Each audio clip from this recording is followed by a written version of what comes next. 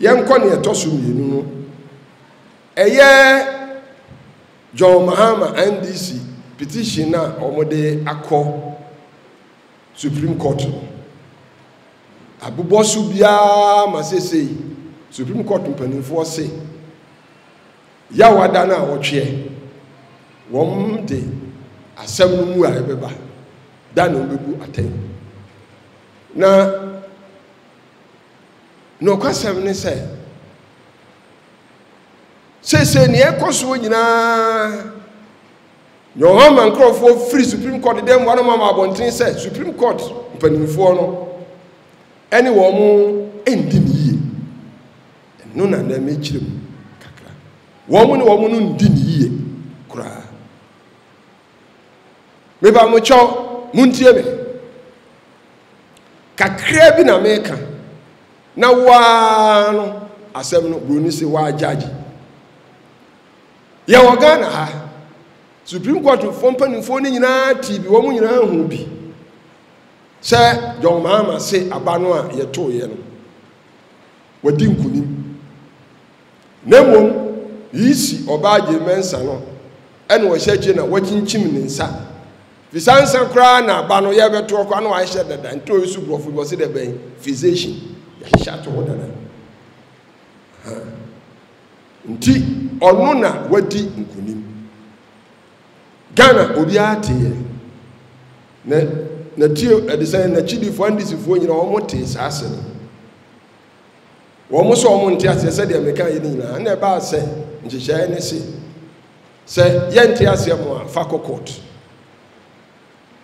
asɛm bɛ na meka wɔn mo si Supreme Court justice ne no wɔn ani ni yɛ na mekyerɛ mu kakra bi wɔ ha wɔn de asɛm kokoduru court no Supreme Court for mpanimfoɔ bisa wɔn sɛ David na John Mahama waba kɔta ɔse abana yɛ toyɛ no wɔno ani nkunim na Akufo-Addo so ani nkunim nhyehyɛeɛ ne sɛ ɔmo nkyekyɛmu aduonum ɛne baako pɛ wunya ɛna abɛyɛ ɔmo mpanyini na ɔno no anya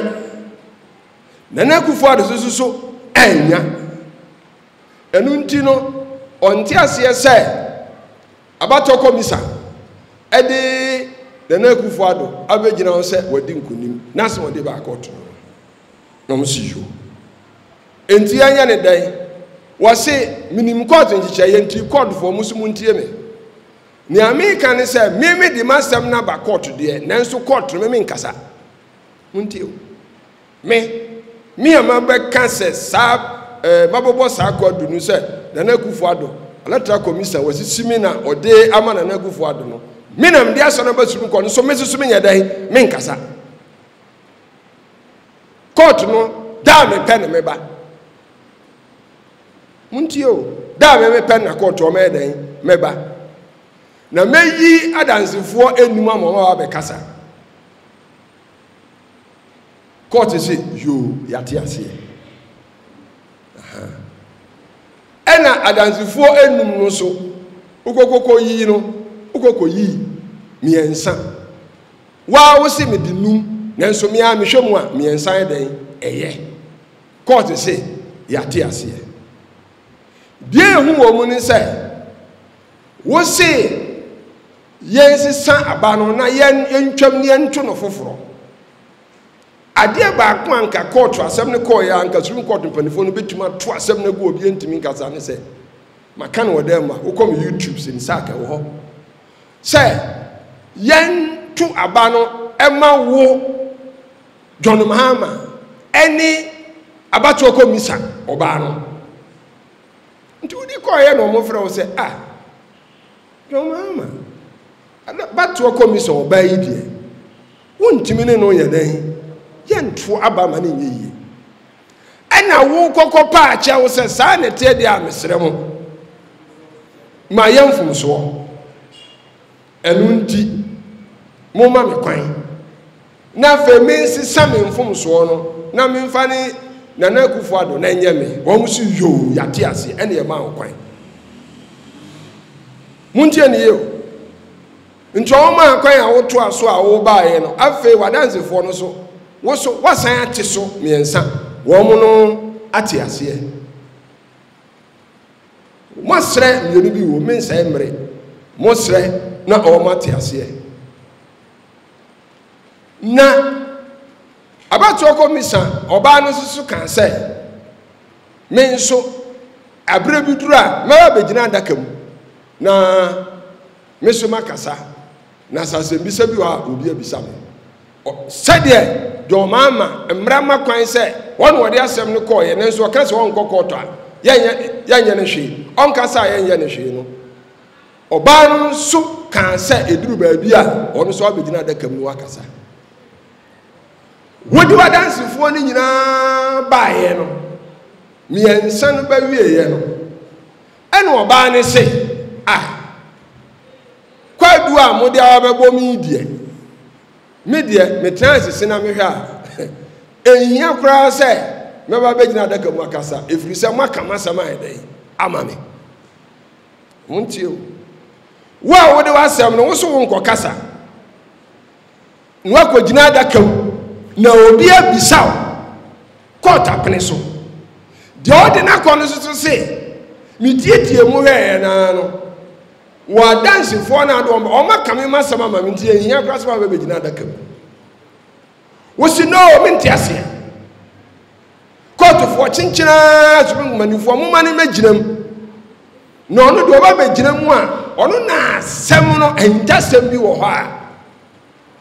obetimi aka ama no kure no adadi amani pa nyina edan ahu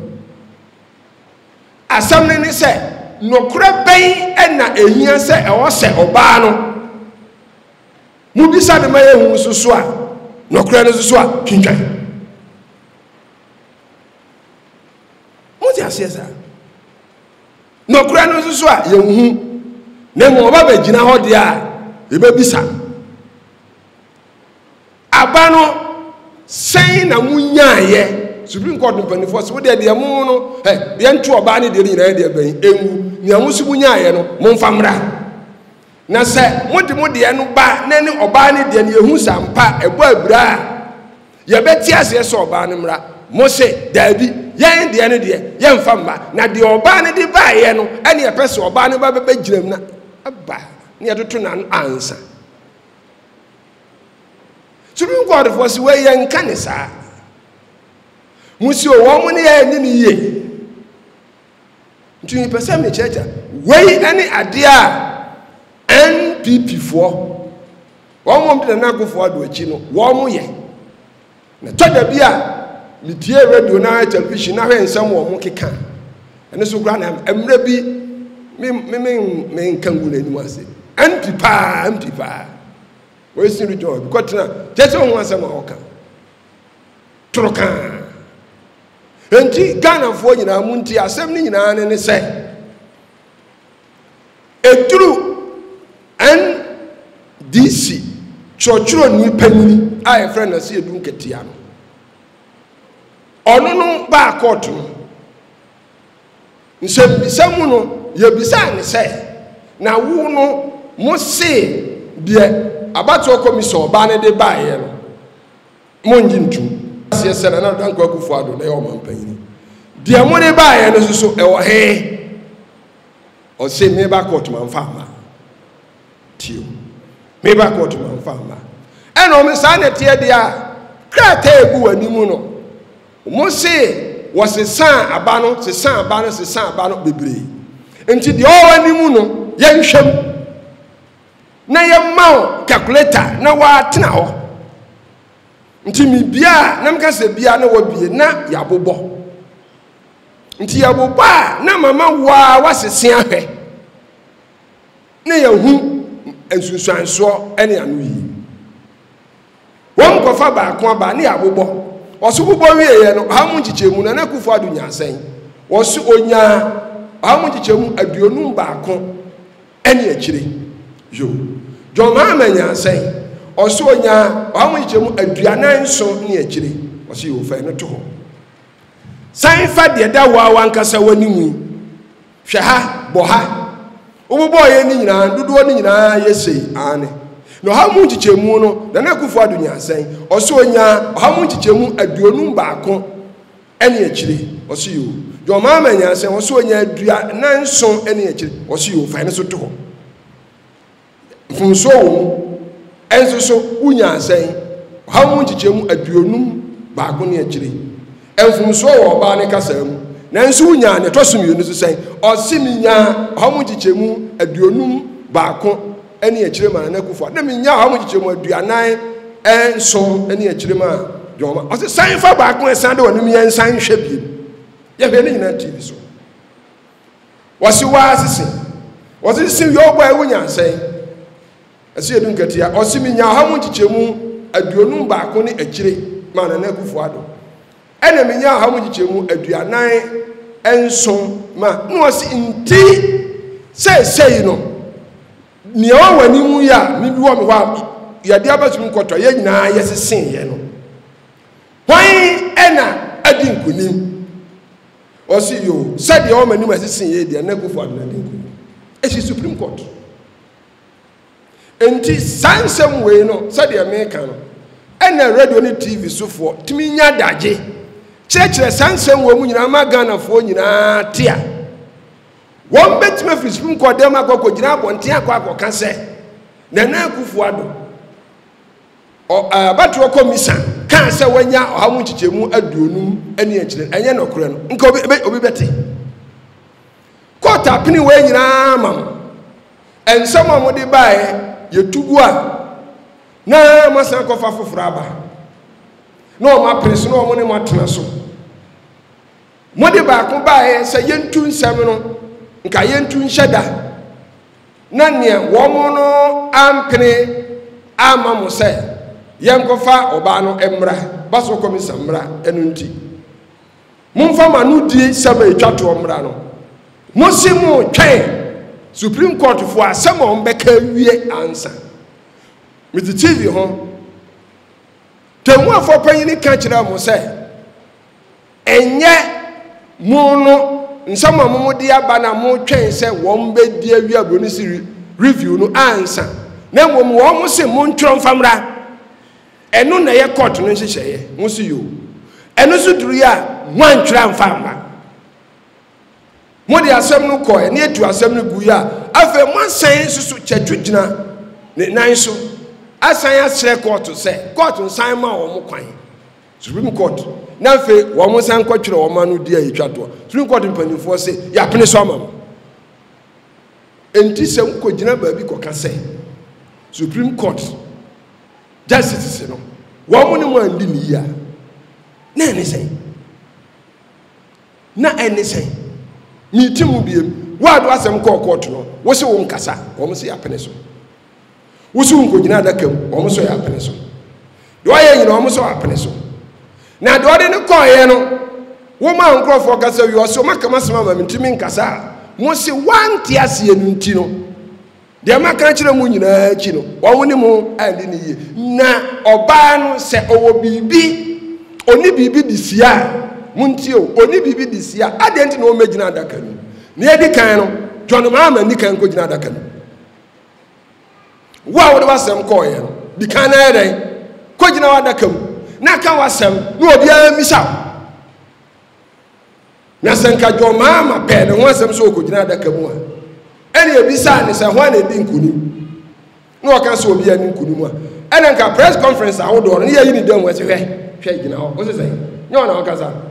what's one I didn't kunim? What's one I didn't kunim? What's one I didn't kunim? Yo, Fadi Chese, what I didn't kunim no, Che, ha. Nkadano court yampo. Wow, there was some there also on Casa.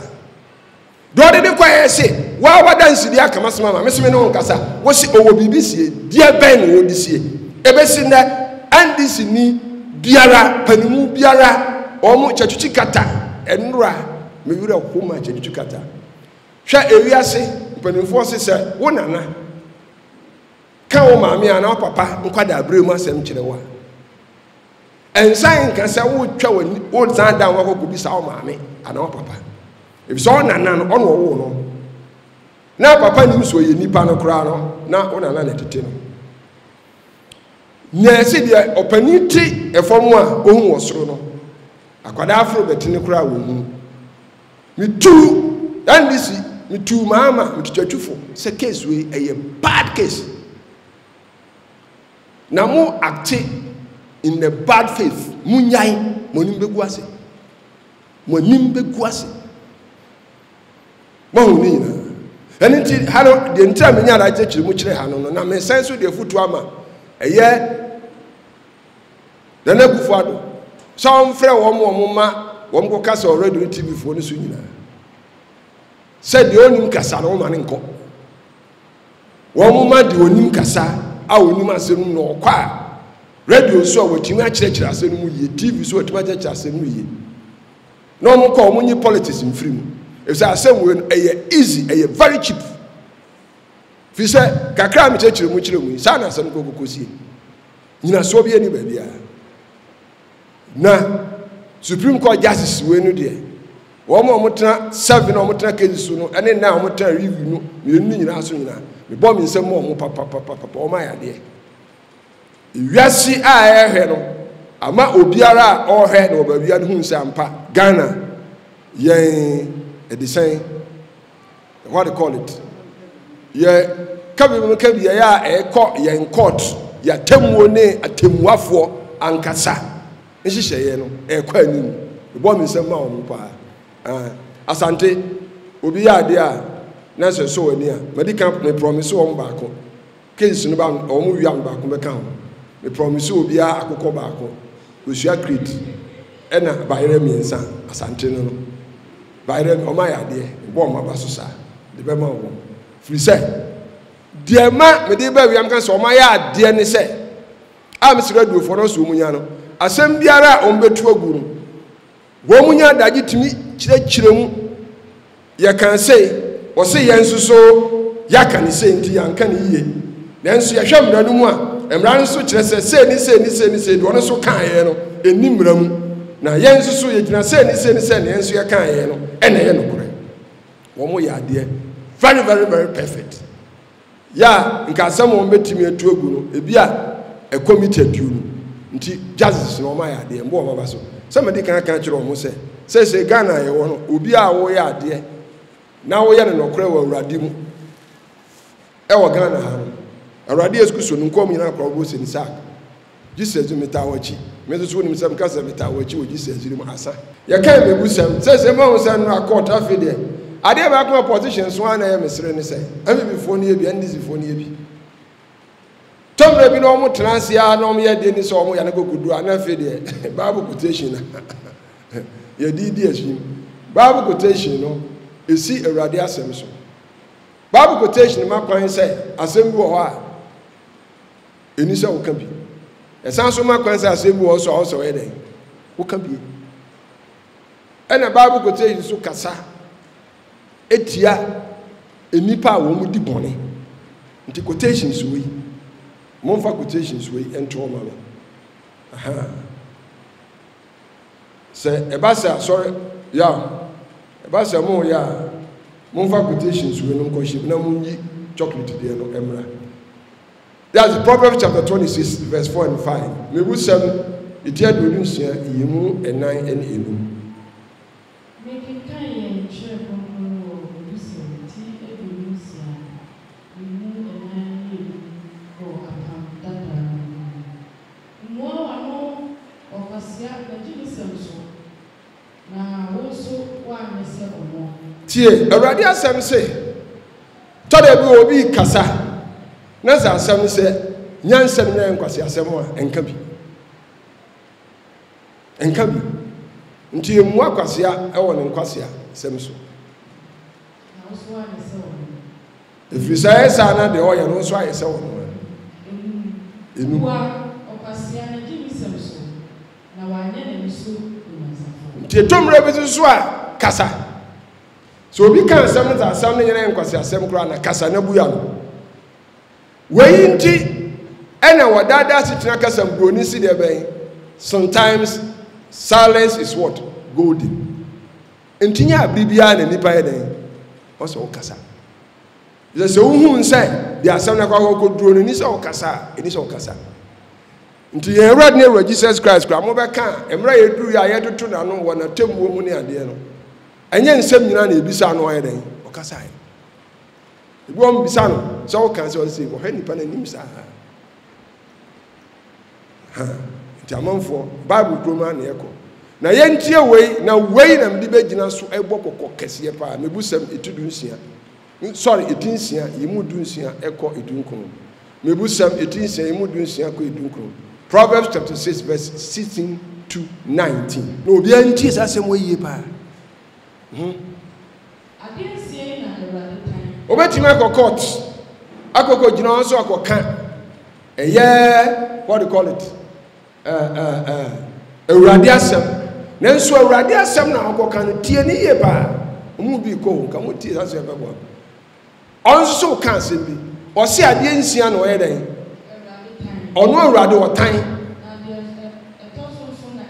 ɛtɔ so nso yɛ ne kra bufuo deɛ bɛn yɛ nkɔ ɛni ɛtra ntɔn obi a n'anim so adeɛ wɔn mo kasa kasa no so mba yɛ hwɛ utum hu nipa ne bi wɔn kasa wɔn ani kyɛ sɛ ɔmfa eguo ne die ma obi a kasa na bɔ so yɛn kɔ atoro deɛ bɛn tɛkyerɛ ma nti sɛ wɔ kɔɔto hɔ a nea mo nkɔ ba no nɔkorɛ na wo ka a wɔn akɔkyere wɔ afɔ kɔka Bible mu asɛm ana sɛ wotwɛn toro deɛ a Awurade so ɔdɛn ɔkyiri atoro dɛn tɛkyerɛ ma ɛnsa ehwie mogya di bi go de takra odwo mbɛka ho yɛnkɔ akoma adwene musuo adwene asɛm wonim sɛ asɛm no nyɛ nokorɛ mo yɛ da kɔkɔ na ko da kɔkɔ tena ase sɛ yɛnkɔ susu sei adeɛ na mo yɛ no ɛnyɛ ɛremusu na mo bɔ ma mo yɛ asɛm na mo yɛ yɛnkɔ ɛna yɛ hari tubika kɔ bɔne mu adansi kurumufo a obu edebɛn atrosɛ deɛ yɛpɛ sɛ meka makyɛkyɛ mu nyinaa ne sɛ court wɔ na mo wɔ no woyɛ sure sɛ adansi a wo die no ɛnyɛ adansi kurumu woyɛ sure sɛ asɛm aka no ɛnyɛ tro na wutwa yɛnkɔ deɛ ɔhyɛ nuanom ntam takyerɛ wo gyam yɛn nyinaa yɛwɔ Ghana ha court ɛnora animu sɛ onipa de sɛ ne gyina hɔ ka sɛ Nana Akufo-Addo ani nkuni John Mahama nti sɛ John Mahama so ani nkuni ma baabi a wɔse yɛkɔ bi ɛbɛfa asɛm na kɔ bi a ne yɛkɔ dansi kunu takra wo gyam kɔhyɛ nipa ntam na akɔyɛ saa nneɛma wɔ nyinaa wie na akɔ kotu Awurade asɛm a wokɔ kotu ne sɛ wɔnyɛ wɔ dɛn Awurade mmoa praise the Lord hallelujah